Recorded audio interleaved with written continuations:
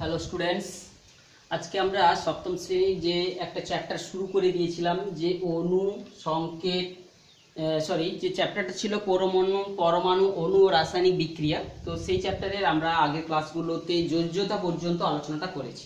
যোজ্যতা কাকে বলে? যে কোনো মৌলের একটি পরমাণু যটি হাইড্রোজেন পরমাণুর সঙ্গে যুক্ত হতে পারে, অর্থাৎ জুড়ে যাওয়ার যে ক্ষমতাটাকে আমরা যোজ্যতা বলে উল্লেখ করেছি। কিংবা কোনো মৌলের একটি পরমাণু যটা ক্লোরিন পরমাণুর সঙ্গে জুড়ে যেতে পারে, সেই সংখ্যাটাকে সেই সংখ্যাটাকে বলা হচ্ছে ওই মৌলটির যোজ্যতা। তো আমরা যখন উঁচু ক্লাসে উঠব, তো আমরা দেখব যে সেখানে তো সমস্ত মৌল তো আর হাইড্রোজেনের সঙ্গে জুড়তে পারছে না, কিংবা সমস্ত মৌল তো আর ক্লোরিন পরমাণুর সঙ্গে যুক্ত হতে পারছে না। তো সেক্ষেত্রে আমরা কিন্তু যে যোজ্যতার সংকেতটা আমরা পরমাণুর ক্ষেত্রে ইলেকট্রন গ্রহণ বর্জনের উপর ভিত্তি করে কিন্তু আমরা বলবো। তো সে যাই হোক, আমরা আমাদের নিচু ক্লাসে আমাদের আলোচনার সুবিধার্থে কি বলছি না, কোনো মৌলের একটি পরমাণু যটি হাইড্রোজেন পরমাণুর সঙ্গে জুড়ে যাবে, কিংবা কোনো মৌলের একটি পরমাণু যটি ক্লোরিন পরমাণুর সঙ্গে জুড়ে যেতে পারবে, সেই যে সংখ্যাটাকে বলা হচ্ছে যোজ্যতা। তো আমরা সেই যোজ্যতা জেনে নিয়েছি। তো এখন চলে আসছি একটা মৌল আরেকটা মৌলের সঙ্গে জুড়ে গিয়ে যেটা তৈরি হবে সেটাকেই আমরা বলছি যে অণু।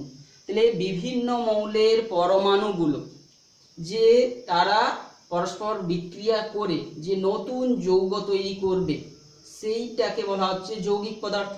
এবং যৌগিক পদার্থকে প্রকাশ করার জন্য যে ব্যবহার করা হয়, যে সংকেত চিহ্নগুলোকে দিয়ে ব্যবহার করা হয়, চিহ্নগুলোকে দিয়ে এবং ওই কোন মৌল কটি করে লেগেছে তার সংখ্যাটাকে দিয়ে যেটা প্রকাশ করা হয় সেটাকেই বলা হচ্ছে সংকেত। তাহলে সংকেত কি না, যৌগিক পদার্থের কোনো ক্ষুদ্রতম কণাকে প্রকাশ করা হয় যার সাহায্যে, তাকে বলা হচ্ছে যে অণুকে প্রকাশ করা হয় যার সাহায্যে, তাকে বলা হচ্ছে সংকেত। তাহলে অণু কি না, যৌগিক পদার্থের ক্ষুদ্রতম কণা হচ্ছে অণু, সেই অণুকে প্রকাশ করা হয় যার সাহায্যে, সেটাই হচ্ছে সংকেত। তো এই অণুগুলো অর্থাৎ যৌগিক পদার্থ, অণু বলতে কি যে যৌগিক পদার্থের কথা বলছি, এই যৌগিক পদার্থ যখন তৈরি হয় এটা আবার দু প্রকারের হয়। একটা কি যে সমযোজী যৌগ, আর একটা হচ্ছে কি আয়নীয় যৌগ। সমযোজী অর্থাৎ যখন মৌলগুলো পরস্পর বিক্রিয়া করার সময় তারা কি করবে, কোনো মৌল মানে কি তার পরমাণু ক্ষুদ্রতম কণা, তাহলে পরমাণু মানেই কি আবার তার নিউক্লিয়াস এবং তার বাইরের ইলেকট্রন। তাহলে একটা পরমাণু যখন আর একটা পরমাণুর সঙ্গে বিক্রিয়া করতে যাচ্ছে, তাহলে সেই পরমাণুর বাইরের ইলেকট্রনগুলো অন্য মৌলটির বাইরের ইলেকট্রন, পরমাণুর বাইরের ইলেকট্রনের সঙ্গে তাদের বিক্রিয়া ঘটবে, অর্থাৎ আদান প্রদান হয় ঘটবে, বা হয় তাদের মধ্যে বন্ধনী তৈরি হবে। সেই যে বাইরের কক্ষের ইলেকট্রন, কোন মৌলের বাইরের কক্ষের ইলেকট্রন, এই যে একটা পরমাণু তার বাইরের কক্ষের ইলেকট্রন, আর একটা পরমাণু তার বাইরের কক্ষের ইলেকট্রন, এরা কিভাবে এই ইলেকট্রনগুলোর মধ্যে কি ধরনের বন্ধনী তৈরি হচ্ছে তার উপর ভিত্তি করে আমরা যে অণুগুলো, যে পদার্থ, যৌগিক পদার্থ তৈরি হবে দুই প্রকার। যদি তারা সেই ইলেকট্রনগুলোকে, যদি ওই ইলেকট্রনগুলোকে তারা সমানভাবে ব্যবহার করবে, তখন সেটা তৈরি হবে সমযোজী যৌগ।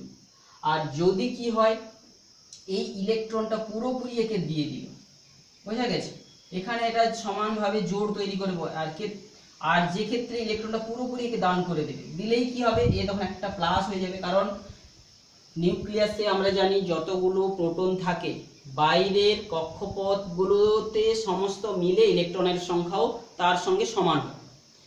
কিন্তু কোনোভাবে যদি আরো বিভিন্ন কক্ষপথ আছে, কোনোভাবে একটা ইলেকট্রন চলে গেল, তাহলে এর একটা অভাব পড়ে গেল, তখন এটা হবে কি প্লাস, একটা বেশি হয়ে যাবে +1, যার কাছে এসে পৌঁছে যাবে এ হয়ে যাবে -1, অর্থাৎ একটা ইলেকট্রন তো নেগেটিভ আধানগ্রস্ত কণা, যার কাছে এসে পৌঁছাবে সে হয়ে যাবে নেগেটিভ আয়ন। অর্থাৎ এইভাবে একটা প্লাস আয়ন আর মাইনাস আয়ন তৈরি হবে, হওয়ার পর তাদের মধ্যে যে আকর্ষণের দরুন যে যৌগটা তৈরি হয় সেটাকে বলা হচ্ছে আয়নীয় যৌগ। এই আয়নীয় যৌগের মধ্যে কিন্তু আয়নগুলো, ধর এ একটা আয়ন, বি একটা আয়ন, তারা পাশাপাশি এরকম ভাবে অবস্থান করে।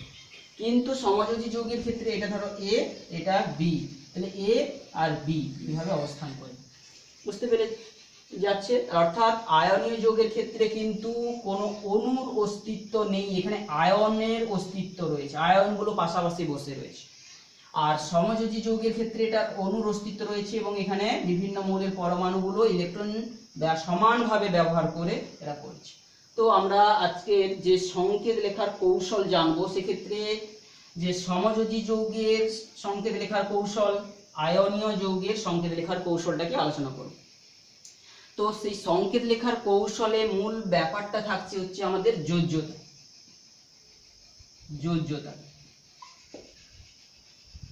যোজ্যতাটা কি আমরা বলেছি, তাহলে আমরা সেই যোজ্যতাটা জানা থাকলে কি করে যৌগটার সংকেত লিখবো। যেমন বলছি অক্সিজেন একটা মৌল যার চিহ্ন হচ্ছে ও, এর যোজ্যতা আমরা কত জানি 2। আবার হাইড্রোজেন একটা মৌল, তার চিহ্ন হচ্ছে এইচ, তার যোজ্যতা কত 1। এই যে যোজ্যতাগুলো জানা থাকলে এই হাইড্রোজেন আর অক্সিজেন দিয়ে গঠিত যে যৌগ যেটা তৈরি হবে, আমরা যেটা জানি জল, তার সংকেতটা আমরা জেনে গেছি H2O।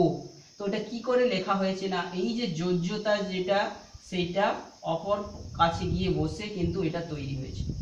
তাহলে যোজ্যতাগুলো অর্থাৎ সেই যৌগের মধ্যে কোন যৌগের মধ্যে কটা মৌলের কোন মৌলটার কটা করে পরমাণু রয়েছে, সেই পরমাণুর সংখ্যাটাকে কিন্তু তাদের পাশে উল্লেখ করে আমাকে প্রকাশ করতে হবে।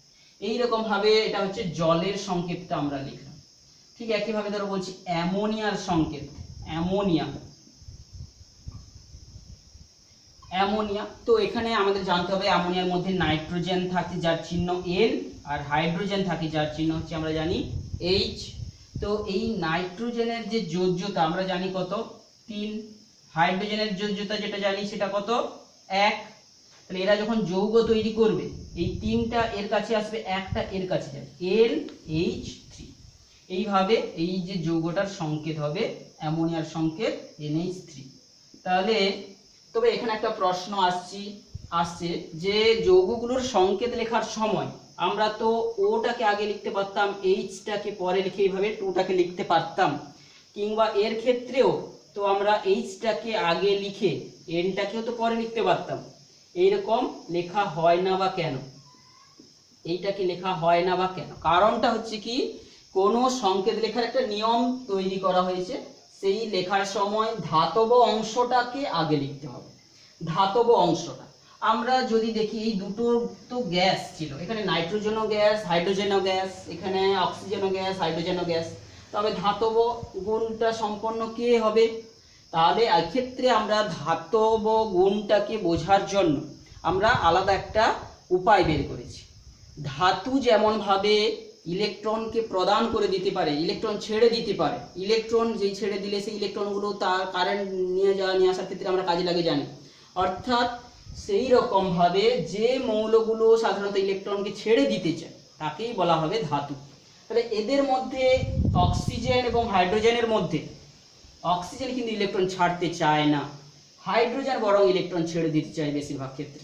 তো সেই জন্য হাইড্রোজেনটাই কিন্তু ধাতব গুণ সম্পন্ন এবং তাকেই চিহ্ন সংকেত লেখার সময় তাকেই আগে লিখতে হবে। ঠিক একই রকম ভাবে নাইট্রোজেন আর হাইড্রোজেনের ক্ষেত্রে কিন্তু নাইট্রোজেন কিন্তু ইলেকট্রন ছাড়ার প্রবণতা রয়ে গেছে। কারণ আমরা জানবো নাইট্রোজেনের যখন যে পরমাণুটার কথা দেখব, নাইট্রোজেন পরমাণুর যে প্রোটন সংখ্যা 7, অর্থাৎ তার 7টা প্রোটন থাকছে নিউক্লিয়াসে। তাহলে বাইরের কক্ষে প্রথম কক্ষপথে 2টো, পরের কক্ষপথে 5টা থাকবে, সরি 5 × 7 1 2 3 4 5টা থাকছে। তাহলে এক্ষেত্রে কি হয় কি, এই যে এরা কিন্তু ইলেকট্রন দান করার, ইলেকট্রন জোড় দান করার এদের একটা প্রবণতা আছে, সেই জন্য নাইট্রোজেনটা তুলনামূলকভাবে ধাতব গুণ সম্পন্ন। তো এইভাবে যোজ্যতা লেখার যে কৌশলটা, বিশেষ করে সমযোজী যৌগের ক্ষেত্রে, তাহলে সমযোজী যৌগের ক্ষেত্রে যোজ্যতা লেখার কৌশল, যোজ্যতা জানা থাকলে সংকেত লেখার কৌশলটা আমরা জানলাম।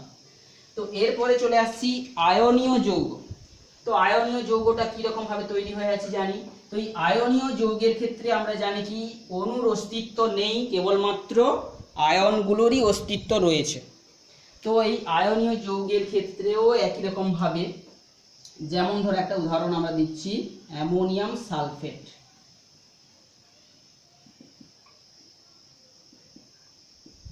তো এই অ্যামোনিয়াম একটা মূলক রয়েছে, সালফেটও একটা মূলক রয়েছে। অ্যামোনিয়াম মূলক, তার চিহ্ন কি আমরা পড়েছি, ভালো করে যদি পড়ে থাকি মনে রাখতে হবে আমাদেরকে এই সমস্ত যে মূলকগুলোর নাম, তার যোজ্যতা। অ্যামোনিয়াম মূলকটার এই চিহ্ন হচ্ছে কি সঙ্গে NH4, তার সংকেতটা NH4, আর তার যে আধানের মান +1।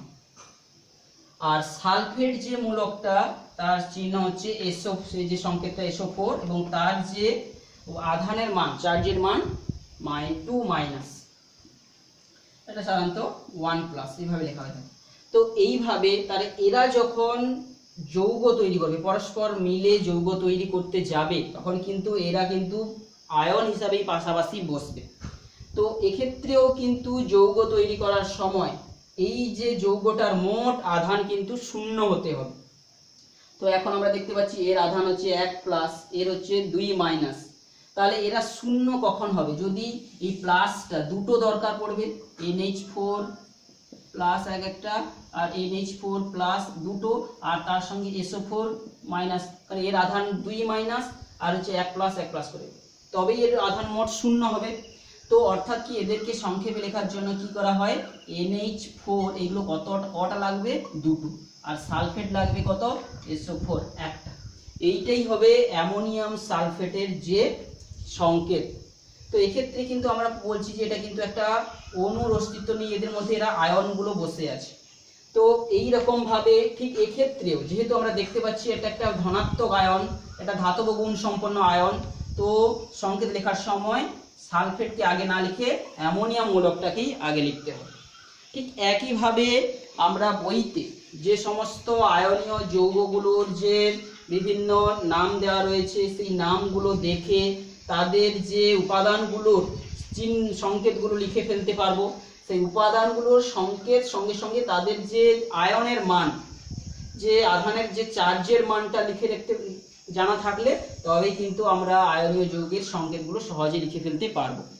ঠিক একইভাবে তোমরা সবগুলো করার চেষ্টা করবে, না পারলে তোমরা কমেন্ট করে জানাবে, আমরা এদের সলিউশনটা করে দেবো।